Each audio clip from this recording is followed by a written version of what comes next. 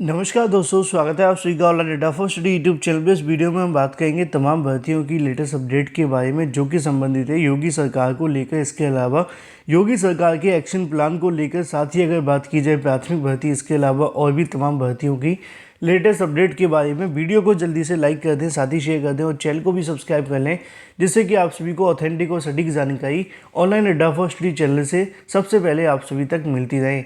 Video को like के साथ चैनल को सब्सक्राइब करते समय बेल आइकन को दबाएंगे तो आप सभी को सभी वीडियोस के नोटिफिकेशन सबसे पहले मिलते रहेंगे। दोस्तों, आगे बढ़ने से पहले अनअकैडमी लेकर आया है अनलॉक 20।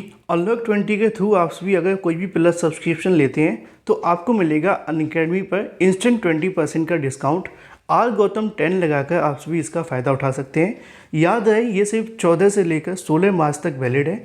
अनअकैडमी पे कोई भी प्लस सब्सक्रिप्शन लेने के लिए, चाहे वो SSC, banking, railway, UPPSC, UPSC या फिर इसके अलावा टीचर वैकेंसी, किसी भी प्लस सब्सक्रिप्शन लेने पे आप सभी को मिलेगा इंस्टेंट 20% का डिस्काउंट, जो कि आपको देखने के लिए मिलेगा 14 से लेकर 16 के बीच में।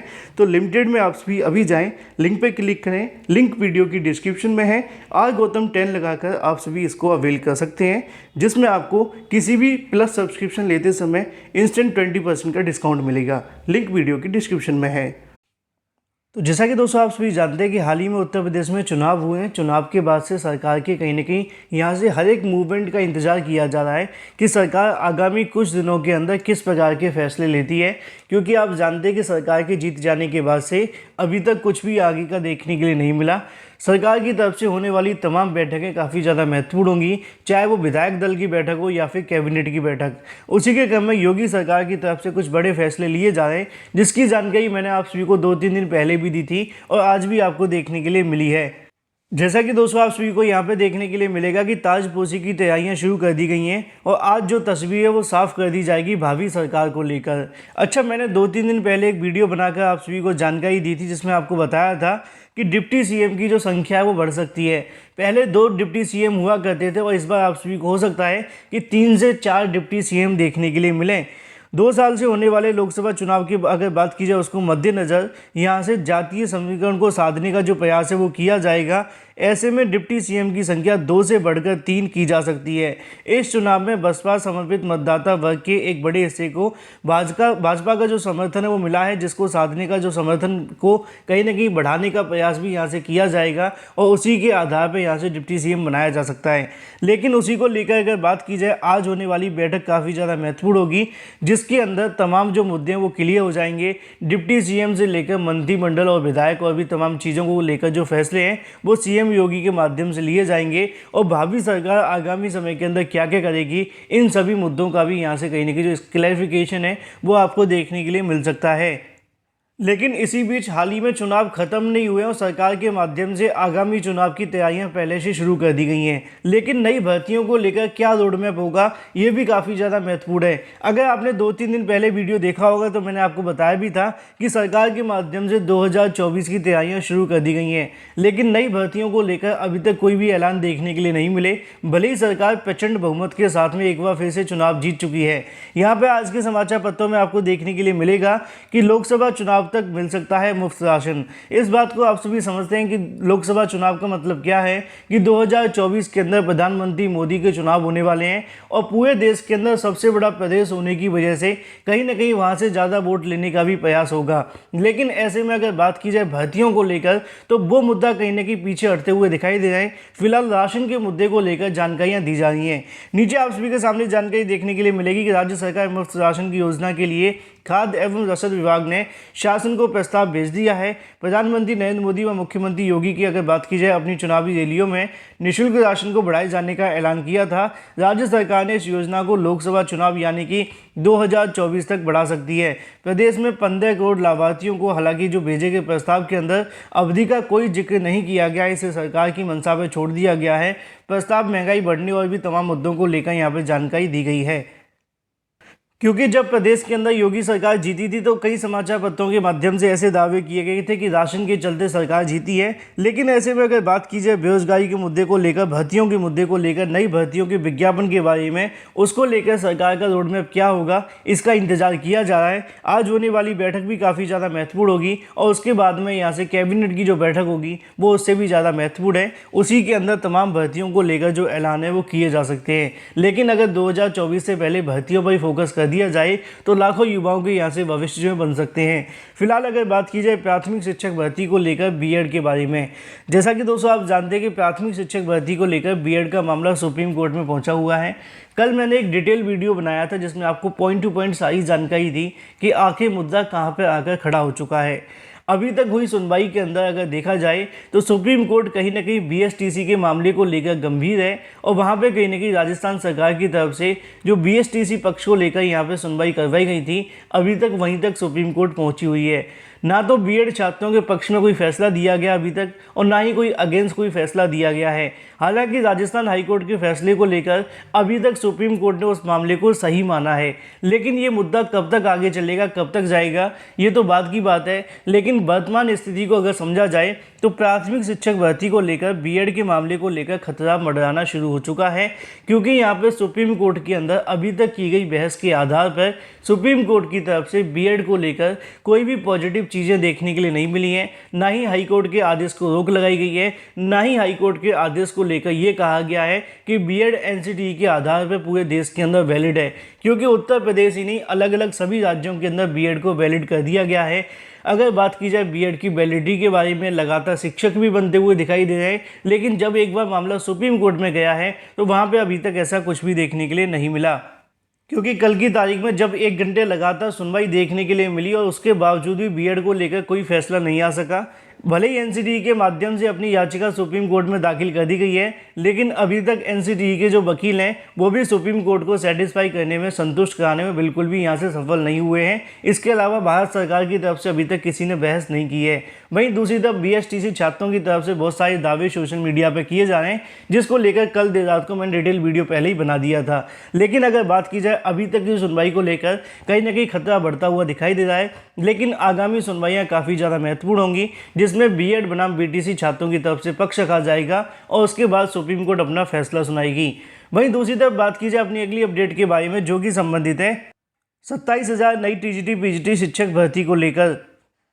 तो जैसा कि दोस्तों आप सभी को यहाँ पर देखने के लिए मिलेगा, मीडिया रिसोर्सेज की माने तो 27,000 टीजीटी पीजीटी शिक्षक भर्ती को लेकर कई जानकारी उनके माध्यम से दी जा रही है। यहाँ पे भी आप सभी को देखने के लिए मिलेगा। अगर बात की जाए 27,000 टीजीटी पीजीटी शिक्षक भर्ती को लेकर, नीचे लिखा है कि छात्रों का टीजीटी पीजीटी 27,000 पदों भर्ती का जो इंतजार है वो किया जा रहा है, जिसको लेकर नीचे जानकारियाँ भी आप सभी के सामने दी गई हैं।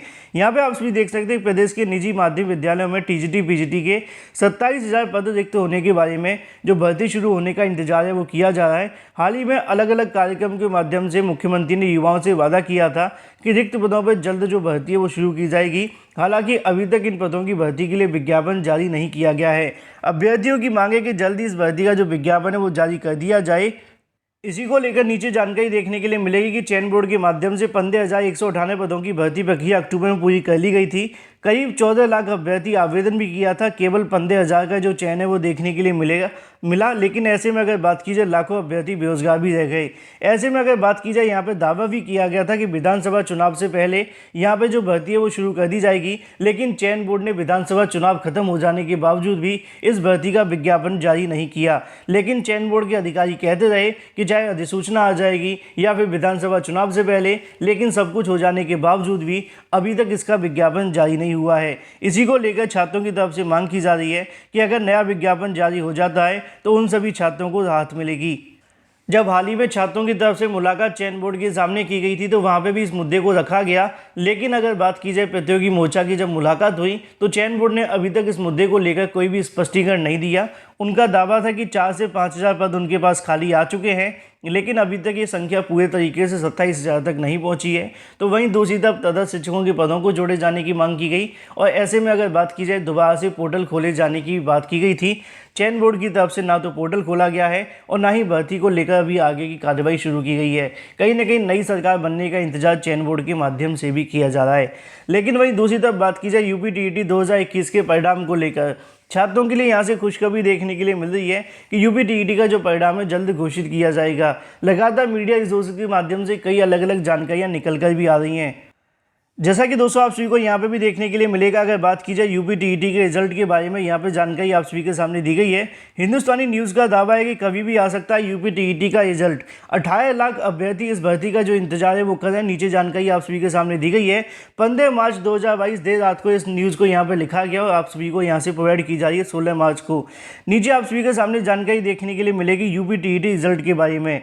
यहाँ पर उनका दावा है कि उत्तर प्रदेश बेसिक शिक्षा बोर्ड की अगर बात की जाए यूपी की तरफ से इसी सप्ताह कभी भी यहाँ से आप सभी का जो रिजल्ट है वो जारी किया जा सकता है।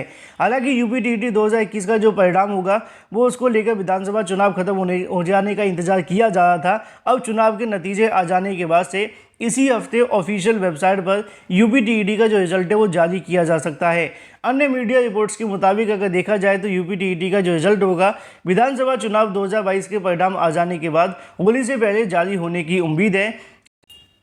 वहीं दूसरी तरफ अगर बात की जाए सचिव परीक्षा नियामक अधिकारी के माध्यम से उनका दावा है कि यूपी टीईटी 2021 का जो परिणाम है वो तैयार कर दिया गया है और जल्दी इसको लेकर जो आगे की कार्यवाही है वो शुरू की जाएगी। शासन को यहाँ से उससे संबंधित उनके माध्यम से रिमाइंडर भेजे जाने की भी तैयारियां की जा रही हैं, जिससे कि यूपी टीईटी का जो परिणाम है वो जारी कर दिया जाए। ऐसे में दावा तो अलग अलग मीडिया रिसोर्सेज के माध्यम से किया जा रहा है कि 18 तारीख तक आपका परिणाम घोषित हो सकता है, लेकिन होगा कि नहीं इसका ही इंतजार है। यहाँ पर जानकारी आप सभी के सामने दी भी गई है कि ऑफिशियल वेबसाइट पर जाकर अभ्यर्थी अपना स्कोर भी चेक कर सकेंगे।